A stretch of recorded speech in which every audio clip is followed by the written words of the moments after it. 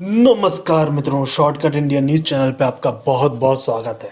आज हम बात करेंगे शेयर मार्केट की गिरावट के बारे में। शेयर मार्केट की गिरावट जैसे जैसे आप देख रहे होंगे उससे आपको लग रहा होगा कि अब शेयर मार्केट की क्या हालत होने वाली है। मतलब शेयर मार्केट आखिरकार कितना और गिरेगा, कितना और गिरेगा। ये मार्केट तो गिरता ही जा रहा है, गिरता ही जा रहा है। मतलब इसकी कोई था ही नहीं है अब शेयर मार्केट में। मतलब कितना और बर्बाद करेगा शेयर मार्केट, या फिर कह सकते हैं कि अभी गिरावट और भी होनी है, क्या होनी है। मतलब हालत खराब हो गई है लोगों की। तो चलिए इसके बारे में हम डिस्कस करते हैं। तो जैसा कि आपको स्क्रीन पर दिख रहा होगा, ये निफ्टी फिफ्टी का चार्ट है। कुछ ढंग से नहीं लगा है, इसको थोड़ा सा ढंग से हम लगा लेते हैं। तो इसको पहले तो हम एक काम करते हैं, आपको थोड़ा सा जो ऑलरेडी हमारा रिसर्च था उसको ही सपोर्ट में लेके फिर आपको इसके बारे में चलते हैं। तो ये अभी 15 मिनट का निफ्टी फिफ्टी चार्ट लगा है। इसको थोड़ा सा हम डेज पे ले जाते हैं ताकि आपको इजीली समझ में आए। 1 डे का चार्ट हमने लगा दिया, ठीक है। अभी इसको थोड़ा छोटा कर लेते हैं और जो लाइंस वगैरह है ना वो ऑलरेडी ड्रॉ रहने देते हैं, क्योंकि वो आप कहेंगे बस इस बॉलिंजर बैंड को हम हटा देते हैं, जिससे कि आपको समझ में आए कि ये किस तरह से मार्केट ने अपनी खेल और चाल चली है, ठीक है। लेकिन आप सोच रहे होंगे ये तो डे का चार्ट लगाया है और इसमें तो जो जो दो लास्ट की कैंडल है वो ग्रीन दिख रही हैं। देखिए ये भी ग्रीन दिख रही है, आज की 27 तारीख की है। आप कहेंगे मार्केट तो भयंकर तरीके से गिरा है। आज भी गिरा था, और जब लास्ट 25 तारीख को मार्केट ओपन हुआ था तब भी गिरा था। तो ये तो था, लेकिन उसमें रिकवरी भी आई थी, इस वजह से ये ग्रीन दिख रही है, ठीक है। तो ये चक्कर है। बाकी सारी चीज़ें आपको समझ में आ रही होंगी कि मैंने ऑलरेडी आपको बताया है कि शेयर मार्केट जो है ना वो हमेशा गिरता है और फिर उसके बाद उठता है, और यही होता है शेयर मार्केट का खेल। और शेयर मार्केट का गिरने का कारण क्या है, लेकिन ये सबसे ज़्यादा इम्पॉर्टेंट है। तो वो है कारण यूएस फेड पॉलिसी। यूएस की फेडरल पॉलिसी है, उसके वजह से अभी पूरा खेल हो रहा है। और जैसा कि अगर आप इसको देखेंगे ना, यूएस की फेड पॉलिसी वो हमेशा गिरता है। हमेशा जब भी यूएस अपनी फेडरल पॉलिसी लाता है तो शेयर मार्केट में गिरावट आती ही है, ठीक है ना। तो इसलिए ना कोई ये नई चीज़ नहीं है कि यूएस की फेडरल पॉलिसी आ रही है तो क्या होगा। वो जब भी यूएस की फेडरल पॉलिसी निकाल के लाते हैं तो वो Federal Reserve leaves rates unchange. तो जब भी शेयर मार्केट निश्चित तौर से गिरता ही है, तो ये इसका नियम है। तो ये यहाँ पर आप देखेंगे तो ये इससे इंटरकनेक्टेड है। शेयर मार्केट हिलता है थोड़ा सा, और जब भी हिलता है तो उसका फ़ायदा उठाना चाहिए अपन को। अल्टीमेटली क्या करना है, फ़ायदा उठाओ।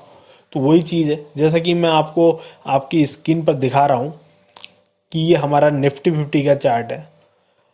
इंडेक्स है अपना। इंडेक्स लगभग आपको अंदाज़ा दे देता है कि पूरा शेयर मार्केट किस तरह से काम किया है। तो यहाँ पर जैसा कि आप देख सकते हैं कि इसने ऑलरेडी लगभग 8,500 की उछाल बनाई थी, ठीक है। हमारा जो निफ्टी फिफ्टी है उसने 18,500 की छलांग लगा चुका है ऑलरेडी। इसके बाद फिर नीचे आया, और नीचे आके इसने लगभग कह सकते हैं ये 16,500 का मैं कहूँगा इसने निचला स्तर छुआ। और फिर उसके बाद फिर ऊपर गया, लगभग वही 18,500 से 18,200-300 तक गया। तो यहाँ पर आके फिर इसने टकरा के फिर नीचे की तरफ आ रहा है। तो अभी आपको क्या उम्मीद है कि ये शेयर बिल्कुल ही एकदम धरती में घुस जाए? हो सकता है भाई, धरती में नहीं घुसेगा। ये बात भी मैं वही बताना चाह रहा हूँ कि एक्चुअल में शेयर क्या होता है कि हमेशा नीचे आता है फिर ऊपर जाता है। और जैसा कि आप देख पा रहे होंगे, मैंने यहाँ पर स्टॉकिस्टिक्स आरएसआई जरूर लगा के रखा है। इसका रीज़न मैं बता देता हूँ आपको। इसका रीज़न मैं इसलिए बताना चाहता हूँ कि ये ही सबसे बड़ा खेल है यहाँ पर। ओवरबोट और ओवर सोल्ड जोन जो होते हैं ना, उसके बारे में अगर आपने समझ लिया तो आप सब कुछ समझ गए। आप शेयर मार्केट की उस कहानी को समझ गए कि आप पैसा कैसे कमाने वाले हैं। मैं आपको इसकी बैक टेस्टिंग यानी कि इसके पिछले जो अंदाजे हैं ना इसके द्वारा, आरएसआई के द्वारा, वो सत्य होके दिखाऊंगा। तो जैसा कि आपको दिख रहा होगा ये बिल्कुल निचले पे आ गया है, नीचे आ गया, अब यहाँ से ऊपर ही जाएगा, यानी कि ऊपर जाएगा, यानी कि क्या होगा, शेयर मार्केट भी ऊपर जाएगा। ऊपर जाएगा, लेकिन ऐसा नहीं है कि कल ही चला जाएगा या परसों चला जाएगा। इसलिए कहते हैं कि इन्वेस्टमेंट करो, ट्रेडिंग नहीं। ट्रेडर जो हैं वो इस वीडियो से दूर रहें, और इस वीडियो से ही नहीं, वो तो ट्रेडिंग से ही दूर रहें, क्योंकि ट्रेडिंग में देखिए लॉस होने का, फायदा होने का, दोनों होने का चांसेस है। 50-50% इसलिए है ना, बताते हैं कि शेयर मार्केट में अगर आप ट्रेडिंग करते हैं तो आप 50-50% ही खेल कर पाते हैं ज़्यादातर में। कुछ लोग कर लेते हैं, वो अलग चीज़ है, वो मतलब उसके लिए बहुत ज़्यादा आपको ध्यान देना पड़ता है, पूरा दिन स्पेंड करेंगे तो वो चीज़ भी आप सीख जाते हैं कि हाँ किस तरह से खेला जाता है उसको। लेकिन वो कम ही खेलें तो अच्छा है, क्योंकि उसके लिए आपको देखिए हर चीज़ के लिए स्किल चाहिए होती है ना, वो एक स्किल है, वो स्किल तभी आती है जब उसमें आप पूरा दिन स्पेंड करें। अगर आप नहीं कर सकते, आप जॉब ऑलरेडी करते हैं, तो ये इन्वेस्टमेंट कीजिए, उसी का तरीका हम बताएंगे यहाँ पर। तो जैसा कि आप देख पा रहे होंगे यहाँ पर, जब भी ये नीचे आता है यहाँ से ऊपर गया, देखो यहाँ से ऊपर गया था ना, तो देखिए यहाँ से भी ऊपर गया ये मार्केट, इतना ऊपर। अब ये पूरा नीचे आ गया, यहाँ से अब ऊपर जाएगा मार्केट। सिंपल सी बात है, हमने आपको ये सत्य वचन बता रहे हैं, यहाँ से मार्केट ऊपर की तरफ ही जाना है, और मार्केट कभी नीचे रह ही नहीं सकता। वरना म्यूचुअल फंड की कंपनियां, इंश्योरेंस की कंपनियां, जो भी कंपनीज शेयर मार्केट में पैसा लगाती हैं, उन सारी कंपनियों की हालत खराब होने वाली है, वो सारी कंपनियां बंद हो जाएंगी। सोचिए, HDFC, AMC जैसी बड़ी कंपनियां, एक्सिस बैंक और बहुत सारी कंपनीज हैं, टाटा के भी म्यूचुअल फंड से, सभी कंपनियों के म्यूचुअल फंड है। म्यूचुअल फंड तो इसी पे डिपेंड करते हैं कि मतलब जो प्राइस है वो ऊपर हो, तभी वो आपको पैसा दे सकते हैं। म्यूचुअल फंड कभी आपको पैसा ऐसे नहीं दे पाएगा कि वो सिर्फ अपने जोन में ही घूम रहा है कोई स्टॉक, और सारे स्टॉक ऐसे ही अपने जोन में घूमते रहें, कभी ऊपर जाएं कभी नीचे जाएं, और फिर बस उधर ही नीचे अपने, मान लीजिए 100 रुपए का स्टॉक था, वो 200 गया, फिर 100 आया, फिर 200 गया, फिर 100 आया, फिर 200 गया, 100 आया।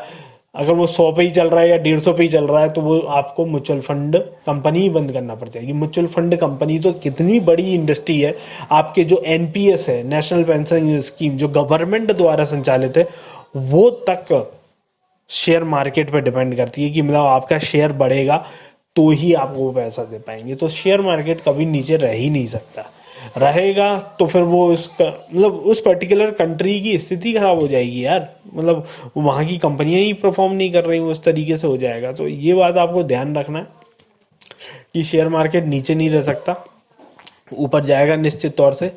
लेकिन जैसा कि मैं आपको बता रहा हूँ कि बहुत अच्छा इसका जोन बन चुका है, ये डबल बॉटम बोलते हैं ना, डबल बॉटम बनाया है इसने, W बना दिया है, ये गया, ये गया, ये गया, अब ये फिर नीचे गया।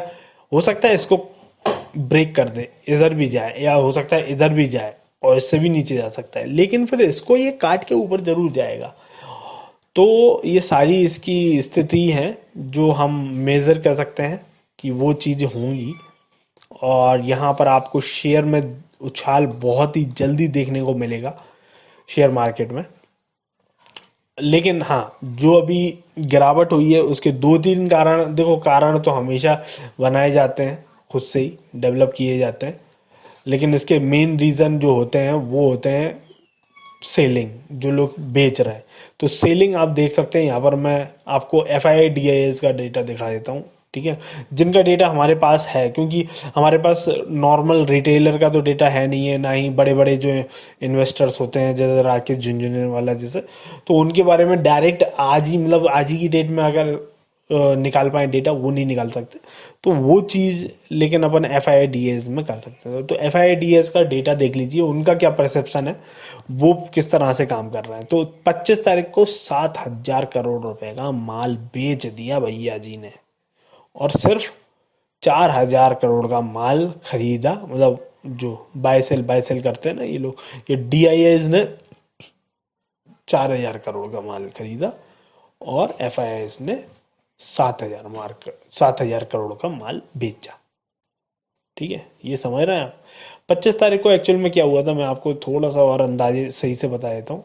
7,000 का माल इन्होंने खरीदा, ग्रोस परचेज किया, लेकिन 14,000 का बेच दिया, तो ओवरऑल सेलिंग कितनी हो गई, 7,000 की। और इधर ही इन्होंने 10,000 का माल खरीदा DIIs ने, जो डोमेस्टिक इंडियन इन्वेस्ट मतलब डोमेस्टिक इन्वेस्टर है, और 6,000 का माल इन्होंने बेचा, तो अल्टीमेटली 4,000 का। तो फिर भी अगर आप 25 तारीख का डेटा निकालें, 5,000 और 4,000 को अगर माइनस करेंगे तो लगभग 3,000 का एक तरीके से कहा जाए तो सेलिंग हुई थी। इसीलिए लगभग 2% मार्केट गिरा था 25 तारीख को। आज भी मार्केट गिरा है, हालांकि 2% तक गया था, लेकिन फिर वापस आके वो 1% के करीबन गिरा है फिर। तो रिकवरी मार्केट में ऑलरेडी आ ही चुकी है कहें तो, ठीक है। तो ये बात तो आप समझ ही गए होंगे कि रिकवरी तो निश्चित तौर है, निश्चित है, मतलब उसका कोई वो ही नहीं है, तोड़ ही नहीं है।